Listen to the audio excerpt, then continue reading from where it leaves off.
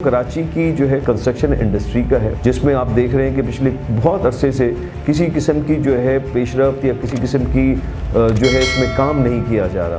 इसमें सिंध गवर्नमेंट को जो है बहुत डीपली इस पे काम करने की ज़रूरत है ताकि फ्यूचर में इस किस्म के ऑर्डिनेंस लाने की ज़रूरत ही ना पड़े। बिल्डिंग बायलॉज इस तरह के बना दिए जाएँ, रेगुलेशंस उस लिहाज से बनाए जाएँ कि जैसे वक्त गुजर रहा है, आबादी हमारी पॉपुलेशन कराची फैलता जा रहा है और पॉपुलेशन बढ़ती जा रही है, तो ज़रूरत है हमें एक लेजिस्लेशन की, बायलॉज की और ख़ास तौर पे मास्टर प्लान की ज़रूरत है। अस्सलामुअलैकुम, मैं हूँ फातिमा अख्तर। कराची में सुप्रीम कोर्ट के गैर कानूनी तामीरात के फैसलों के बाद तामीराती शोबा बुरी तरह मुतासर है। चेयरमैन आबाद मोहसिन शिकानी साहब की जानिब से 15 रोज़ कबल शट डाउन की कॉल दी गई, उसके बाद एहतजाज किया गया। बिल्डर्स की जानिब से किए गए एहतजाज के बाद सिंध हुकूमत ने सिंध में गैर कानूनी तामीरात को कानूनी शक्ल देने के लिए एक ऑर्डिनेंस तैयार किया, जिसको मंजूरी के लिए गवर्नर सिंध को भेजा गया, लेकिन गवर्नर सिंध की जानिब से इस ऑर्डिनेंस को मुस्तरद कर दिया गया और इस पर कई एतराज़ात उठाए गए हैं। ये एतराज़ात क्यों उठाए गए और इस ऑर्डिनेंस में ऐसा क्या है कि गवर्नर सिंध जो है वो इस पर सिग्नेचर नहीं कर रहे हैं और इस ऑर्डिनेंस के ख़िलाफ़ हैं और मुस्तरद कर दिया गया है। तमाम तर सूरत हाल पर बात करने के लिए मुझे स्टूडियो में ज्वाइन किया है साबिक चेयरमैन आबाद है फयाज़ इलियास साहब। फयाज़ साहब, आपके वक्त का बहुत शुक्रिया। फयाज़ साहब, इतराज़ात लगा दिए गए हैं, बिल्डर्स ने स्ट्राइक की है, 15 दिन हो चुके हैं, उसके बाद अब गवर्नर साहब से आप लोग की भी मुलाकात हुई। चेयरमैन मोहसिन शिकानी साहब पुरुमीद थे कि ये ऑर्डिनेंस पास कर लिया जाएगा, गवर्नर साहब साइन कर लेंगे। वज़ीर आला साहब से भी मुलाकात हुई, मगर ये एतराज़ात क्यों लगे? बिस्मिल्लाहिर्रहमानिर्रहीम। Thank you so very much Fatima for inviting me here. देखिए, सबसे पहले तो मैं ये बताना चाहूँगा कि ये ऑर्डिनेंस मुस्तरद नहीं किया इन्होंने, उसमें कुछ अमेंडमेंट्स की इनका है कि इस ऑर्डिनेंस में कुछ अमेंडमेंट की रिक्वायरमेंट है।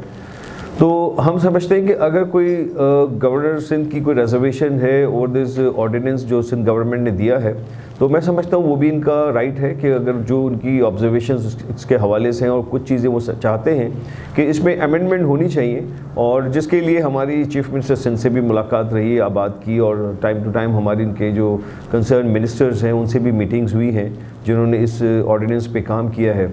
तो उनका भी ये कहना है कि अगर कोई गवर्नर हाउस से अगर किसी किस्म की इनकी रिजर्वेशंस हैं तो इसमें अमेंडमेंट की भी जो गुंजाइश जो है कुछ मौजूद हैं।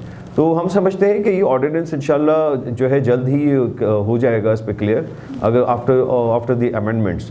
बट द मैटर जो है वो कराची की जो है कंस्ट्रक्शन इंडस्ट्री का है, जिसमें आप देख रहे हैं कि पिछले बहुत अरसे से किसी किस्म की जो है पेशरफ्त या किसी किस्म की जो है इसमें काम नहीं किया जा रहा। तो वो हम समझते हैं कि उसमें सिंध गवर्नमेंट को जो है बहुत डीपली इस पे काम करने की ज़रूरत है ताकि फ्यूचर में इस किस्म के ऑर्डिनेंस लाने की ज़रूरत ही ना पड़े। बिल्डिंग बायलॉज इस तरह के बना दिए जाएँ, रेगुलेशंस उस लिहाज से बनाए जाएँ कि जैसे वक्त गुजर रहा है, आबादी हमारी पॉपुलेशन कराची फैलता जा रहा है और पॉपुलेशन बढ़ती जा रही है, तो ज़रूरत है हमें एक लेजिस्लेशन की, बायलॉज की और ख़ास तौर पे मास्टर प्लान की ज़रूरत है ताकि उस मास्टर प्लान के तहत काम किया जा सके कराची। ठीक है फयाज़ साहब, एतराज़ पर बात कर लेते हैं जो कि एतराज़ात लगाए गए। रेगुलाइजेशन का कोई पैमाना मुकर्रर नहीं, किसी बुनियाद पर इमारतें कानूनी बनाई जाएंगी, कमीशन को लामहदूद इख्तियारात मिल जाएंगे। लामहदूद इख्तियारात आइन और कानून के ख़िलाफ़ है।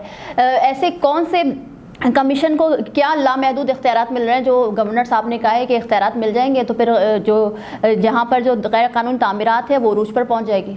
नहीं, मैं समझता हूँ उसमें कुछ समझने की ज़रूरत है कि लामहदूद इख्तियारात का तो उसमें कहीं पे कोई जिक्र नहीं है। एक commission under the retired supreme court जज या हाई कोर्ट के जज के अंडर में एक कमीशन बनेगा, जिसमें और मुख्तलिफ डिपार्टमेंट्स के जो हैं वो हेड्स भी इसमें होंगे, इंक्लूडिंग चेयरमैन आबाद। तो वो केस टू केस इस चीज़ का जायज़ा लेंगे, इसको पूरा स्क्रूटनाइज किया जाएगा, और अगर उसमें देखते हैं कि कोई वो केसेस जो फिट हैं इसमें कि जिनको रेगुलराइज किया जा सकता है तो उन केसेस को ही रेगुलराइज किया जाएगा। ये इस किस्म को कोई ब्लैंकेट ऑर्डिनेंस नहीं कि जिसमें आप कहें कि हर किस्म की जो इलीगल जो बिल्डिंग्स बनी हुई हैं उनको भी जो है इसमें आप रेगुलराइज कर देंगे, और जो ऐसी है कि जो रेगुलराइजेबल हैं, जो उनकी मास्टर प्लान या बिल्डिंग कंट्रोल से अप्रूवल्स हैं उसमें किसी किस्म की कोई इश्यूज़ हैं तो उन प्रोजेक्ट को जो है रेगुलराइज किया जाएगा। जैसे कि अगर आप देखते हैं उस ऑर्डिनेंस में क्लियर लिखा हुआ है कि अगर कहीं पे लैंड्स जो थ्रू मास्टर प्लान जो पार्क्स या ग्राउंड्स, प्ले ग्राउंड्स के ऊपर अगर बिल्डिंग के बनी हुई हैं या रफ़ाई प्लॉट्स हैं या एमिनिटीज़ प्लॉट्स हैं और उन प्लॉट्स के ऊपर अगर बिल्डिंग्स बनी हुई हैं किसी भी किस्म की अगर किसी ने इलीगल तरीके से वहाँ पे बिल्डिंग्स बनाई हैं तो वो बिल्डिंग्स जो है उस कमीशन के तहत रेगुलाइज नहीं की जा सकती। अच्छा फयाज साहब, ये बात एतराज़ में ये भी कहा गया है कि जुर्माना का तयन नहीं होगा कि जुर्माना कितना होगा और सज़ा क्या होगी और कितनी सज़ा होगी, और जुर्माने के हवाले से भी गवर्नर साहब ने कहा है कि जुर्माना कितना हो सकता है, इस बात को मेंशन नहीं किया गया। देखिए, ये तो एक बेसिक एक जो है इसका एक ड्राफ्ट था जिसमें इन्होंने सारी चीज़ें की हैं। उसमें जो अमेंडमेंट रिक्वायरमेंट है या ये कमीशन का एक अपना जो है इसके ऊपर है कि अगर वो जुर्माना या जो जिस किस्म की जो पनिश कर सकते हैं वो उनका अपना अख्तियार है कि उस अख्तियार के तहत वो अगर कोई ऐसी इरेगुलरिटीज़ हैं कि जिसको रेगुलराइज अगर किया जा रहा है तो उस पर पेनल्टीज़ भी जो है वो कमीशन डिसाइड करेगा, और उसके ऊपर अगर किसी किस्म की सज़ा है तो वो भी कमिश्नर ने इख्तियार उस पर जो है उनको इख्तियार है कि वो उस पर। ठीक है फयाज साहब, अब जिस तरह से ये ऑर्डिनेंस मुस्तरद हो चुका है, जाहिर से बात है गवर्नर साहब खुद कह रहे हैं कि कमीशन बनाया जाए और उस पर नज़रसानी की जाए, तो क्या आप लोगों को उम्मीद है कि अगर कमीशन बना दिया जाए और ये जो नुकात हैं उसको चेंज किया जाए, कुछ तब्दील कर दिया जाए, तो क्या गवर्नर साहब फिर इस पर साइन कर देंगे और ये ऑर्डिनेंस पास हो जाएगा? जी, हमें बड़ी अच्छी उम्मीद है कि देखें, अगर कोई अमेंडमेंट की रिक्वायरमेंट है तो वो हम समझते हैं कि हो जानी चाहिए इसमें, और इसमें मज़ीद टाइम नहीं जो है वेस्ट होना चाहिए, क्योंकि ये कराची की पूरी कंस्ट्रक्शन इंडस्ट्री का जो है मैं समझता हूँ इस पर बेस कर रही है। अगर ये रेगुलाइजेशन पॉलिसी नहीं दी गई थ्रू दिस ऑर्डिनेंस तो कराची की जो इस वक्त कंस्ट्रक्शन इंडस्ट्री है वैसे ही मैं समझता हूँ बड़ी ज़बू वाली और मुश्किल का शिकार है, और अगर इस पर काम नहीं किया जाएगा तो मैं समझता हूँ मज़ीद मुश्किलात बढ़ेंगी, और यहाँ पे जो काम करने वाले जो बिल्डर्स एंड डेवलपर्स जो लीगल तरीके से अंडर द प्लेटफॉर्म ऑफ आबाद जो काम करते हैं वो मैं समझता हूँ कि यहाँ पे मज़ीद इनको लिए काम करना अगर मुश्किल होगा तो या फिर वो दूसरे शहरों में या सूबों में जाएंगे, या फिर ये कारोबारी हजरात जो प्रॉपर लीगल तरीके से तमाम अप्रूवल्स लेके काम कर रहे हैं यहाँ पे कंस्ट्रक्शन इंडस्ट्री में काम कर रहे हैं, तो ये शायद हो सकता है ये इस दूसरे मुल्कों की तरफ भी जाएँ या अपना यहाँ से बिज़नेस को माइग्रेट करें यहाँ से। तो we are hoping for the good कि हमें उम्मीद है अच्छी कि जल्द से जल्द ये ऑर्डिनेंस फाइनलाइज और उसमें जो अमेंडमेंट्स के बाद हो जाएगा तो चीज़ें बेहतर तरीके से काम करने लगेंगी। अच्छा, ऑर्डिनेंस तो अभी इसका प्रोसेस चलेगा, कमीशन बनेगी, फिर उसके बाद ऑर्डिनेंस पर तब्दीली की जाएगी, फिर गवर्नर साहब को भेजा जाएगा, मगर सवाल ये उठता है कि इस शटडाउन को कराची में जो तामीरात हैं, जो आबाद के मेंबर्स हैं, बिल्डर्स हैं, उन्होंने 15 दिन से ये शटडाउन किया हुआ है। मोहसिन शिकानी साहब की जानिब से ये शटडाउन की कॉल दी थी कि अब इसको 15 दिन हो गए, तो क्या ये शटडाउन इसी तरह बरकरार रहेगा या दूसरे शहरों तक मुंतकिल हो सकेगा? सबसे पहले तो आप ये देखें कि इस शटडाउन की ज़रूरत क्यों पेश आई। इतनी बड़ी इंडस्ट्री है पूरे पाकिस्तान की, वो इंडस्ट्री है कि जिसको प्राइम मिनिस्टर ऑफ पाकिस्तान ने भी इंडोर्स किया, और he is very much focused on this industry कि अगर ये इंडस्ट्री काम करती है तो इसके साथ साथ मुंसलिक 70 से ज़ायद वो एलाइड इंडस्ट्रीज़ हैं वो भी काम करती हैं, उनका भी पहिया चलता है और लोगों को रोज़गार जो है वो मिलता है। तो यही रीज़न है। लेकिन अब यहाँ ख़ास तौर पे अगर हम देखें कि दूसरे सूबों में जो है बड़ी बेहतर तरीके से लेजिस्लेशन की जा रही है, इसी किस्म के ऑर्डिनेंस आ रहे हैं, और उस पर जब जो है फौरी तौर पे इम्प्लीमेंटेशन होता है तो वाई नॉट सिंध, क्यों ना कराची में इतनी बड़ी इंडस्ट्री है आप उसको क्यों इस बैकफुट पे लेके जा रहे हैं, यहाँ पे क्यों इस तरीके की बेहतरी नहीं की जा रही कि लोगों को काम करने में जो है आसानी पेश है। अब इन सारी चीज़ों के साथ जो मामला जो ऑर्डर्स हुए आला अदलिया से, तो हम समझते हैं कि उन ऑर्डर्स को बेहतर तरीके से भी किया जा सकता था।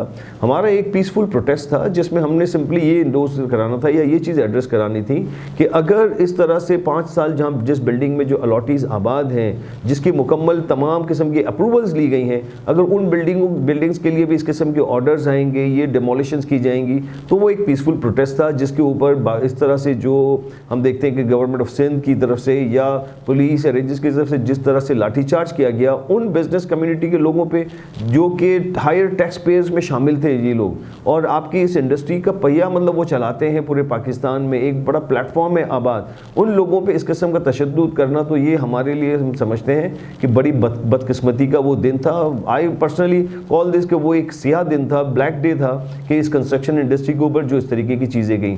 और उसके साथ साथ जो हमने शटडाउन कॉल दी हमने कि कंस्ट्रक्शन इंडस्ट्री को तो वो भी इसीलिए कि इसके ऊपर अगर तमाम अप्रूवल्स के बाद अगर इस किस्म के ऑर्डर्स आते हैं और किसी भी इदारे के लोगों के ऊपर किसी किस्म का कोई उनके ऊपर जुर्माना या कोई चीज़ उनसे नहीं पूछगछ होती और आप कहते हैं बिल्डिंग्स गिरा दी जाए, तो हमें ये बताना चाहिए, हमें ये पता होना चाहिए, हमें ये बता दिया जाए कि हम कहाँ से एनओसी लें। तो ये प्रोटेस्ट हमारा मुस्तकिल अभी जारी है और जब तक जारी रहेगा, बिल्कुल जारी रहेगा, जब तक हमें ये अश्योरेंस नहीं करा दी जाती कि ये ऑर्डिनेंस जो है किस डेट है, कितने दिनों में ये फाइनलाइज पास कर दिया जाएगा, तो जब तक ये शटडाउन जो है हमारा कंस्ट्रक्शन का मुस्तकिल का काम बंद रहेगा। सब शटडाउन तो है, मगर सवाल ये है कि कराची की आवाम में ये एहसास महरूमी पाई जा रही है कि एक तो घरों की ज़रूरत है, पूरे पाकिस्तान में ज़रूरत है, कराची एक मेगा सिटी है, उस घरों की ज़रूरत है, फ्लैट्स लोग ख़रीदते हैं, जो कम आमदन वाले होते हैं वो बुकिंग करवाते हैं। अब कराची की आवाम सवाल करती है कि अब जो एक कमीशन बनने जा रहा है, जो ऑर्डिनेंस आ रहा है, कमीशन के बाद अगर वो ऑर्डिनेंस आता है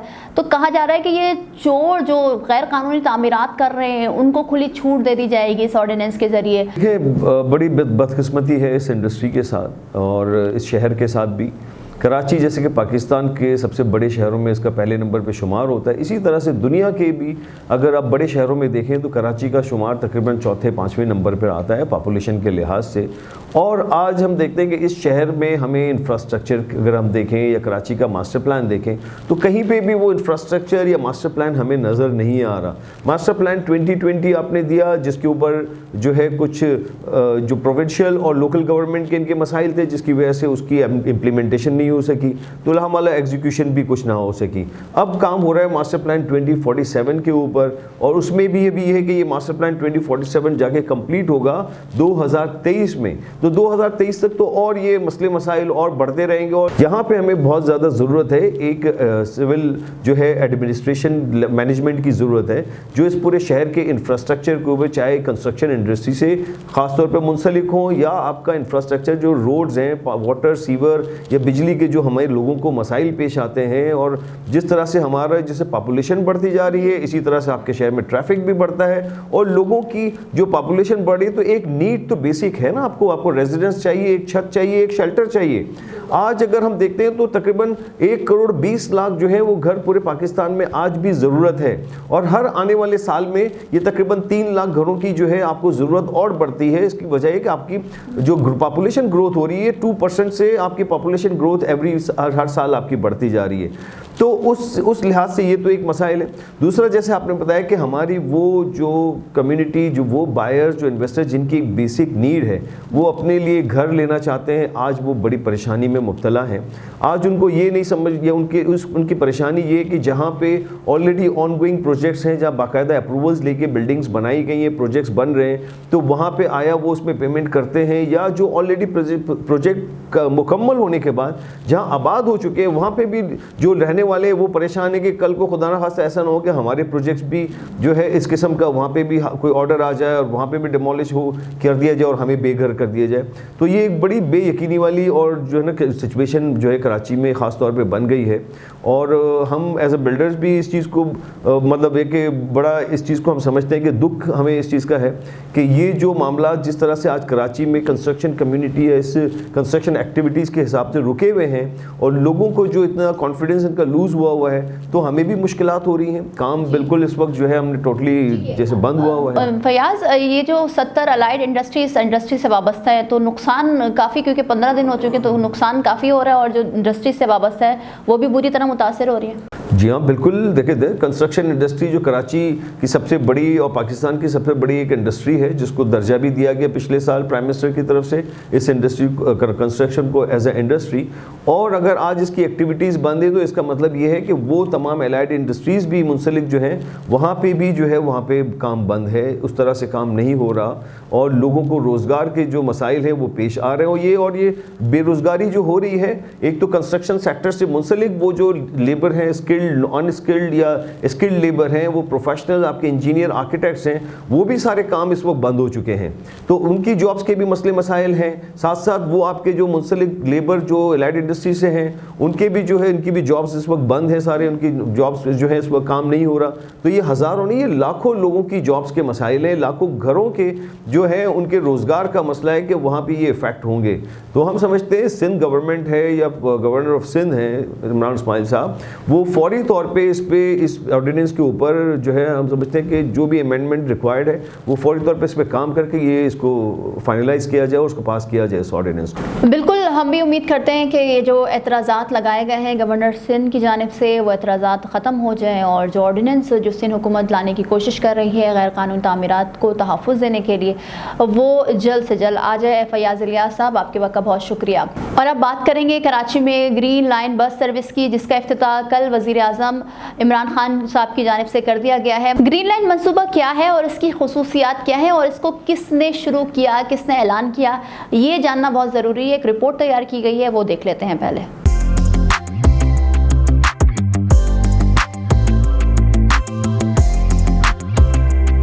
5.5 साल पुराना मंसूबा बिलाखिर पाया तकमील तक पहुंच गया। नून लीग की हुकूमत खत्म हुई और PTI की 3.5 साल हुकूमत में मंसूबे पर काम किया गया।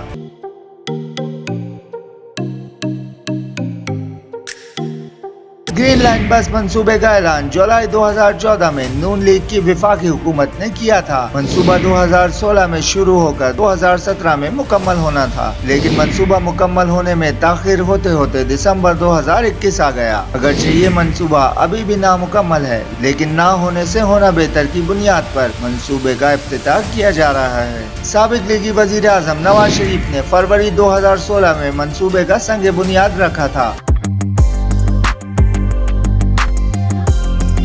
जिसकी इब्तदाई मालियत का तखमीना 16 अरब रुपए लगाया गया था। बाद में मंसूबे को 10 किलोमीटर वसी किया गया तो इसकी लागत का तखमीना 24 अरब रुपए तक पहुंच गया। जदीद ग्रीन लाइन मंसूबे की खुसूसियात को अगर देखा जाए तो इस शानदार मंसूबे का रूट सरजानी टाउन से नुमाइश चौरंगी तक का है, जो 22 किलोमीटर तवील है।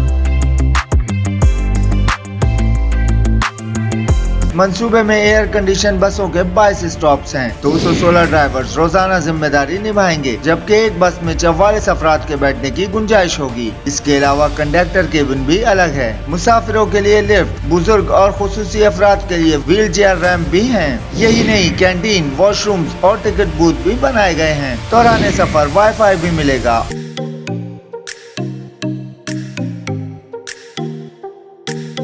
और मोबाइल फोन चार्ज करने की सहूलत भी मौजूद होगी। बस में एंटरटेनमेंट स्क्रीन भी नस्ब है और अगर बस खराब हुई तो 2 खुसूसी ट्रक फौरन एक्शन में आ जाएंगे। बस में निगरानी के लिए 5 कैमरे लगाए गए हैं, जो दौरान सफर कंट्रोल रूम से बजरिया इंटरनेट मुंसलिक होंगे।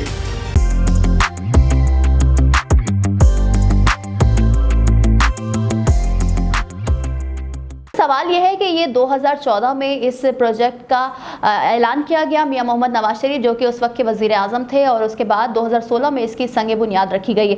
मगर अब हम ये देख रहे हैं कि ये जो क्रेडिट की जो सियासत का जो खेल शुरू हो गया है, नून लीग कहती है कि ये क्रेडिट उनको जाता है, PTI वाले कहते हैं कि ये क्रेडिट उनको जाता है। असल ये क्रेडिट जाता किसको है? इस तमाम तर सूरत हाल पर बात करने के लिए मुझे ज्वाइन किया है इश्तियाक बेग साहब हैं, मुस्लिम लीग नून के सीनियर रहनुमा। इश्तियाक बेग साहब, आपके वक्त का बहुत शुक्रिया। ये क्रेडिट खेला जा रहा है। नून लीग कह रही है ये उनका प्रोजेक्ट है, PTI कहती है ये उनका प्रोजेक्ट है। प्रोजेक्ट तो है, इफ्तिताह कर दिया गया है, मगर सवाल ये होता है कि इतने बड़े शहर में सिर्फ 80 बसें चलना काफ़ी है, और ये क्रेडिट है किसका असल में? देखिए, इससे पहले आपको बताऊं, जैसे आपने कहा है, मैं खुद वहाँ पे मौजूद था। 2016 में मियां नवाज शरीफ साहब कराची तशरीफ लाए उन्होंने, और ये चीज़ जो है वो मौजूद है इंटरनेट पे अगर आप जाएंगे। और ये उस वक्त 20 अरब रुपए का ये प्रोजेक्ट था। इसकी पूरी जो फंडिंग थी सेंटर ने दी थी, जब तक मियां नवाज शरीफ साहब जो थे प्राइम मिनिस्टर थे और हमारी हुकूमत थी। मगर क्या हुआ कि अफसोस ये हुआ कि इस प्रोजेक्ट को जो था एक पॉलिटिकल इशू बना दिया गया, और इलेक्शन से पहले इसको शुरू हो जाना चाहिए था। मगर पीपल्स पार्टी की हुकूमत ने इसको वन वे और द अदर इसलिए डिले कर दिया कि कहीं अगर ये हो जाता है तो इससे इलेक्शंस में उनकी साख पे फर्क पड़ेगा कि जी बजट जो है वो नवाज शरीफ साहब ने किया है। और ये उस वक्त से ही चलता रहा, और ये देखिए कि अब कितना अरसा हो गया है। हमेशा सिंध गवर्नमेंट कहती रही कि जी हम बहुत जल्द शुरू करेंगे, और अब तो इंतहा हो गई कि पीटीआई के जो थे प्राइम मिनिस्टर साहब वो आए हैं और उन्होंने अपनी तख्ती जो है वो लगा दी है और अब ये सिलसिला शुरू हो गया है। देखिए, जब भी कभी हुकूमती है तो पहले कुछ साल में 2 साल 3 साल में वो क्या करती हैं कि अपने प्रोजेक्ट लॉन्च करती हैं, यानी कि इफ्तिताह करती हैं प्रोजेक्ट्स का, और बाद में जब वो कंप्लीट हो जाते हैं तो फिर आने के बाद उसका इनॉग्रेशन वगैरह किया जाता है। क्योंकि कोई लॉन्चिंग, कोई नया प्रोजेक्ट जो था उसकी लॉन्चिंग जो थी पूरी पीटीआई के दौर के अंदर कोई नया प्रोजेक्ट नहीं लगा, फॉरगेट अबाउट कराची और सिंध, बल्कि पूरे पाकिस्तान। इश्तियाक बेग साहब, अभी तो मंसूबा पूरी तरह से मुकम्मल ही नहीं हुआ, इसके ट्रैक्स मुकम्मल नहीं है, टिकटों का जो सिस्टम है वो मुकम्मल नहीं है, 40 बसें अभी दी गई है, तो इतनी क्यों जल्दी पड़ गई पीटीआई वालों को कि उन्होंने वजीर आजम साहब को बुला लिया, जो कि वजीर आजम साहब कराची आना पसंद ही नहीं करते हैं, और अब वो आए हैं और उन्होंने कल 5 घंटे के बाद जो है वो वापस चले गए हैं और ये इफ्तिताह कर दिया गया है। देखिए, अगर आप जाके देखें दूसरे जहाँ पे भी इस तरह के मंसूबे, चाहे वो मुल्तान में हो, चाहे वो लाहौर में हो, चाहे वो कहीं हो, तो वहाँ पे 400 बसें हैं। कराची जैसा गुंजान शहर जहाँ पूरी पाकिस्तान की आबादी रहती है, वहाँ पे 80 बसें जो हैं वो बिल्कुल कामयाब नहीं रहेंगी और इसमें कोई फर्क नहीं होगा। ओवर क्राउडिंग करें, इसके बाद ओवर क्राउडिंग जो है वो होगी। अब आ जाइए ये कि इसको इतना हैफाजत तरीके से जल्दी क्यों किया गया, वो सिर्फ ये दिखाना था लोगों को कि ये देखिए आए हैं वो, और उन्होंने आके इफ्तिताह कर दिया, तकरीरें कर दी, और जनाब लोग जो थे वो इतने मासूम हैं कि वो बिलीव कर लेंगे कि ये इमरान खान साहब का तोहफा है। इमरान साहब से ये पूछ लें कि इस प्रोजेक्ट कब उन्होंने इसका इफ्तिताह किया था और अब इसकी संगे बुनियाद कब रखा गया था और कब इफ्तिताह करने वो आ गए हैं। और ये पहली बार नहीं हुआ, पीटीआई की हुकूमत हमेशा ये करती है कि दूसरे प्रोजेक्ट्स की तख्ती हटा के अपनी वहाँ पे तख्ती लगा के ये बतलाते हैं कि जी हमारा एक प्रोजेक्ट था, मगर कराची के लोग बड़े समझदार हैं, उन्होंने देख लिया है कि जी ये पीटीआई का प्रोजेक्ट नहीं था और ये जो था आइडिया जो कंसीव किया था वो मियां नवाज शरीफ। ठीक है, बहुत शुक्रिया। इश्तियाक बेग साहब हमारे साथ मौजूद थे और उनका भी यही कहना था कि ये जो प्रोजेक्ट है वो मियां मोहम्मद नवाज शरीफ, जो कि उस वक्त के वज़ीर आज़म थे, उनकी जानिब से अनाउंस किया गया और इसके लिए फ़ंड्स भी जारी किए गए नून लीग की जानिब से, और अब ये क्रेडिट जो है पीटीआई वाले ले जा रहे हैं, तो ये सही नहीं है। तो आपके वक्त का बहुत शुक्रिया। अब हम पीटीआई का मौक़िफ़ ले लेते हैं कि क्या ये क्रेडिट उनका है। तो मेरे साथ लाइन पर मौजूद हैं पीटीआई के रहनुमा हैं शौकत बसरा साहब। बहुत शुक्रिया शौकत बसरा साहब, आपके वक्त का। क्रेडिट ले जा रहे हैं आप लोग, मगर नून लीग कहती है कि ये क्रेडिट उनका है, क्योंकि जाहिर सी बात है साबिक वज़ीर आज़म मियां मोहम्मद नवाज शरीफ साहब ने इसका इफ्तिताह किया, ऐलान किया इस प्रोजेक्ट का। क्या क्रेडिट उनको नहीं जाता? आप नहीं समझते कि कुछ क्रेडिट उनको भी दे दिया जाए?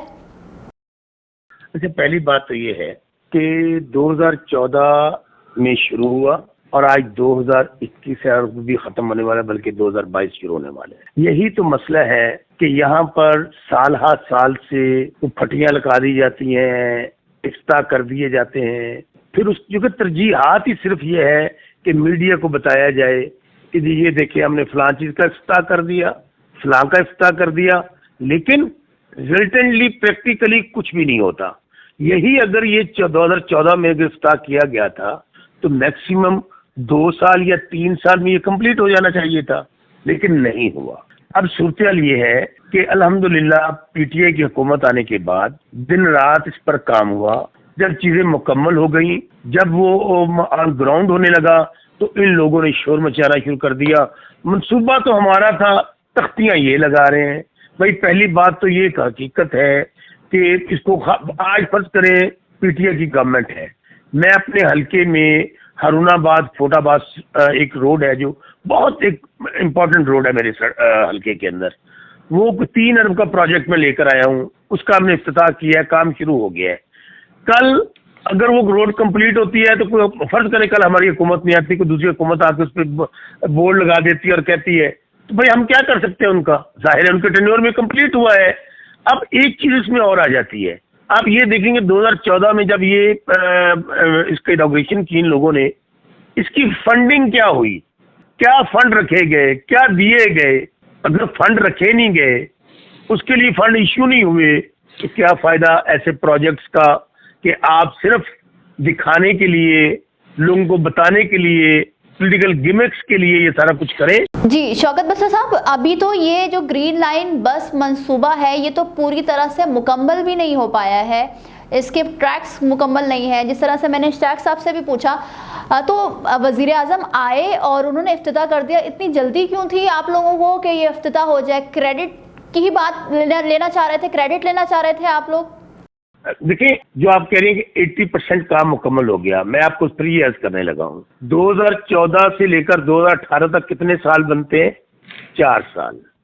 4 साल में अगर इंफ्रास्ट्रक्चर कंप्लीट हो गया होता तो मुझे बताइए, फिर बसें लाने में और उसको कंप्लीट करने में ये प्रोजेक्ट, इसका आप टाइम देख लें, टाइम था इसका 2 साल, चला गया 4 साल पे। हमने फिर उसको एक्सटेंड भी किया है, बसें भी और आ रही हैं और म्यारी बसें आएंगी, और ये कराची वालों को हक है। सबसे पहले तो कोई बंदा सिंध गवर्नमेंट से पूछे, पीपल्स पार्टी से पूछे, जो 4 बार वहां पर हुकूमत में रहे हैं, उन्होंने क्यों नहीं किया। अब अगर तहरीक इंसाफ को कराची ने मैंडेट दिया, हालांकि 18वीं तरमीम के बाद ये काम सूबों का है, ये मरकज का काम नहीं है, इसके बावजूद मैं फिर कह रहा हूँ पाकिस्तान सारा हमारा है। हमें मरकज से फंड्स देने पड़े, सूबे से फंड्स देने पड़े, अल्हम्दुलिल्लाह आज ये कंप्लीट हुआ और वो वहां पे जाके अपनी पट्टियां लगाने चले गए, अलामती इफ्तिताह करने चले गए। तो मेरे ख्याल में अल्लाह का शुक्र अदा करना चाहिए, और ये अभी बहुत कम है। बिल्कुल मैं आपकी बात से एग्री करता हूँ फातिमा। कराची में मैं खुद आता जाता रहता हूँ, ट्रांसपोर्ट के बेइंतहा मसाइल है, और भी बहुत से कराची के मसाइल हैं। आपको तो मेरे से ज्यादा अंदाजा है, आप बाई बर्थ वहाँ के रहने वाले हैं, कि क्या वहाँ पे इश्यूज हैं, पानी के इश्यूज हैं। ठीक है शौकत बसरा साहब, आपके वक्त का बहुत शुक्रिया। जिस तरह से आपने नून लीग का भी मौक़िफ़ सुना और पीटीआई का भी मौक़िफ़ सुना कि दोनों बज़िद हैं कि ये क्रेडिट उनको जाता है। बहरहाल क्रेडिट कोई भी ले, मगर काम होना चाहिए। और कराची में जो ट्रांसपोर्ट सिस्टम है वो इंतहाई तबाहाली का शिकार है, और हम उम्मीद करते हैं कि कराची के लिए इस तरह के कई प्रोजेक्ट्स स्टार्ट हों, शुरू हों, और सूबाई हुकूमत भी इसमें अपना हिस्सा लें। अगर आपको आज का हमारा शो पसंद आए तो लाइक करें, कॉमेंट करें, हमारे चैनल को सब्सक्राइब करें। मुझे फातिमा अख्तर को इजाज़त दीजिए। अल्लाह हाफ़िज़।